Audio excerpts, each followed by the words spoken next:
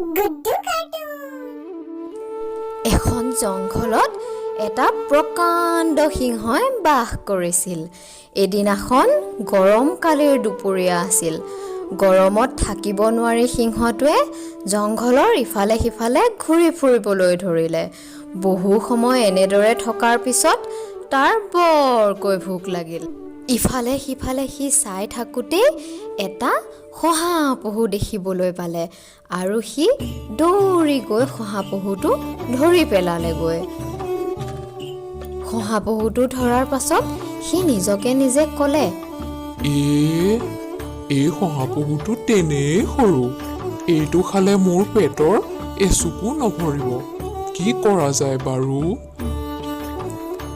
এনেদৰে ভাবি থাকোঁতেই সিংহটোৱে এটা হৰিণা দেখিবলৈ পালে। হৰিণাটো দেখিবলৈ বৰ শকত আবত আছিল। সিংহটোৱে মনতে ভাবিলে, এই পহুটোৰ সলনি যদি মই এই হৰিণাটোকে খাই দিওঁ তেতিয়াহ'লে কি মজা লাগিব। এনেদৰে ভাবি সিংহটোৱে হৰিণাটোক ধৰিবলৈ বুলি ঢাপলি মেলিলে।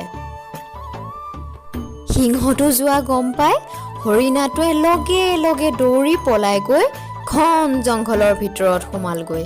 ইফালে বেচেৰা সিংহটোৱে হৰিণটোকো ধৰিব নোৱাৰিলে আৰু উলটি আহি দেখে যে শহাপহুটোও নাই। তাৰ মনটো বৰ বেয়া লাগিল আৰু সি আফচোচ কৰিবলৈ ধৰিলে। মৰমৰ অকণিহঁত, আমি এই সাধুটোৰ পৰা কি শিকিলোঁ জানানে? আমি এই সাধুটোৰ পৰা ইয়াকেই শিকিলোঁ যে নিজৰ হাতত যিবোৰ বস্তু থাকে তাকে লৈ আমি সুখী হোৱা উচিত।